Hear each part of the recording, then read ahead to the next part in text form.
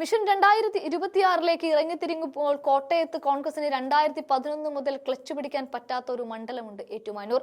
Thomas ചാഴിക്കാടനിലൂടെ നീണ്ട വർഷം UDF-നൊപ്പം ചേർന്ന് ഈ മണ്ഡലം 1991 മുതൽ 2011 വരെ കേരള കോൺഗ്രസ് മാണി വിഭാഗത്തിലുള്ള നേതാവ് കൂടിയായ ചാഴിക്കാടന്റെ കയ്യിലായിരുന്നു.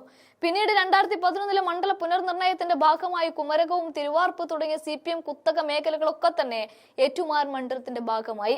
ഇതോടെ 2011 തൊട്ട് കോൺഗ്രസിന്റെ പോക്കറ്റിൽ നിന്നും ഈ മണ്ഡലം പോയി.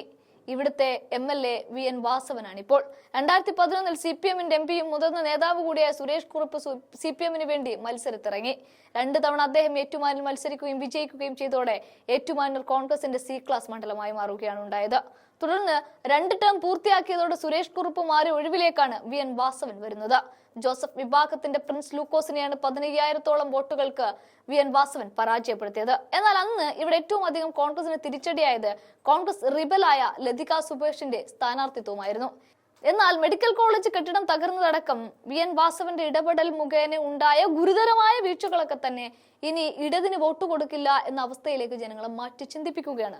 മാത്രവുമല്ല, ചാണ്ടി ഉമ്മൻ നേരിട്ടിറങ്ങി വോട്ട് ചോദിച്ചാൽ കോൺഗ്രസിന്റെ സ്ഥാനാർത്ഥിക്ക് വിജയിക്കാനുള്ള എല്ലാ സാധ്യതയുമാണ് ഇപ്പോൾ ഏറ്റുമാനൂരിൽ തെളിഞ്ഞു നിൽക്കുന്നത്.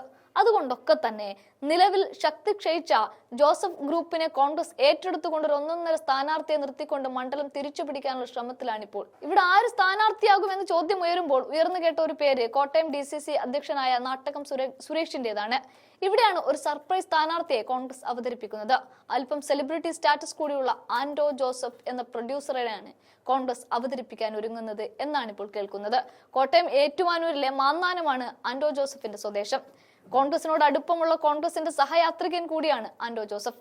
അത് പറയാൻ കാരണം തന്റെ വിദ്യാഭ്യാസ കാലത്ത് KSUവിന്റെ പ്രമുഖ നേതാവും KSUവിന്റെ ജില്ലാ സെക്രട്ടറിയുമായിട്ടുണ്ട്. പിന്നീട് യൂത്ത് കോൺഗ്രസിന്റെ ജില്ലാ സെക്രട്ടറി ആയിരിക്കെയാണ് അദ്ദേഹം സിനിമാ രംഗത്തേക്ക് ചൂടുറപ്പിക്കുന്നത്. സീരിയൽ രംഗം വഴി സിനിമാ രംഗത്തേക്ക് എത്തിയപ്പോഴും കോൺഗ്രസ് ബന്ധം ആൻഡോ ജോസഫ് ഉപേക്ഷിച്ചിട്ടില്ല.